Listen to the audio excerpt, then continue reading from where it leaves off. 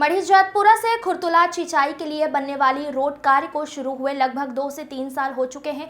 इतने समय के बीच में सिर्फ 2-3 डंपर गिट्टी आई है।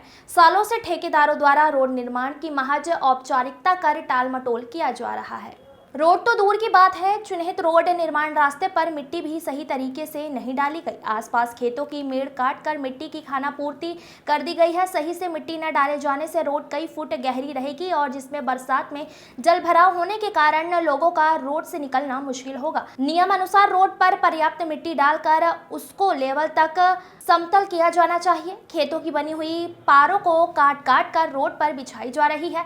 किसानों के खेतों में बरसात के पानी से खेतों में कटान हो रही है। बने हुए मकानों के पास की भी मिट्टी काटने से मकानों में कई दरारें आई हैं। कभी भी हो सकता है बड़ा हादसा। खेत भी पूरे तरीके से बेकार हो रहे हैं।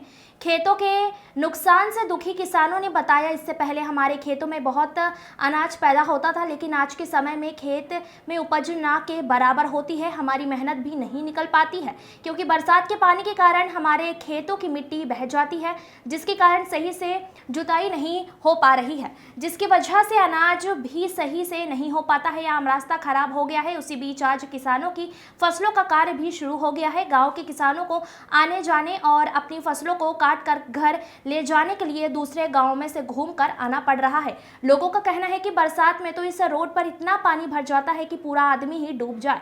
सालों से अधूरे पड़े रोड निर्माण पूरा न होने से परेशान ग्रामीणों किसानों को परेशानी का सामना करना पड़ रहा है।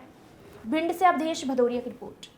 पास में ताल के पास में हमारा मकान है, वो रोड डाली गई है 2 साल पहले।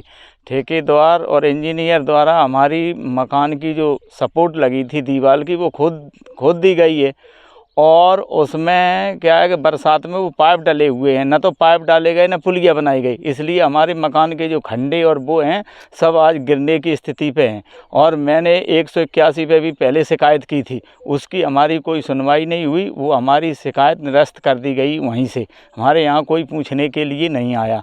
और ये बरसात के पहले अगर ये रोड कंप्लीट नहीं होती तो हमारा ये मकान पूरा ध्वस्त हो जाएगा। तो मुझे विवश होकर न्यायालय की भी शरण लेना पड़ेगी।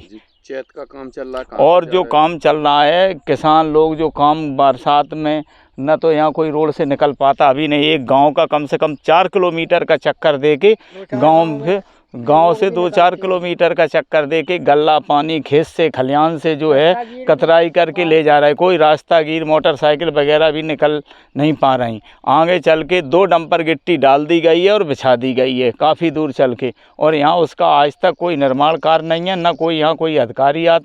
जो रोड डाली हुई है हमारे खेतों से, उसमें इसमें ना तो मिट्टी पड़ी है और ना इसमें बासी मिट्टी आई है। हमें कुछ दिक्कत आ रही है। हमारे खेतों के लिए जुताई के लिए बरसात में 10 बीघा पड़ी रहती है और हम दूसरे गांव से ट्रैक्टर लेके आते हैं और अभी अनाज वगैरह लेने के लिए बड़ी दिक्कत हो रही है। और हम दूसरे गांव से अब ट्रैक्टर लाते हैं, जब अपना अनाज लेके जाते हैं। हम 10-20 किसान ऐसे हैं बहुत परेशानी में, और हमारे बरसात में 10-20 बीघा खेती रह जाती है। हमारा नाम शिब्बू सिंह राजावत है, ग्राम जैतपुरा।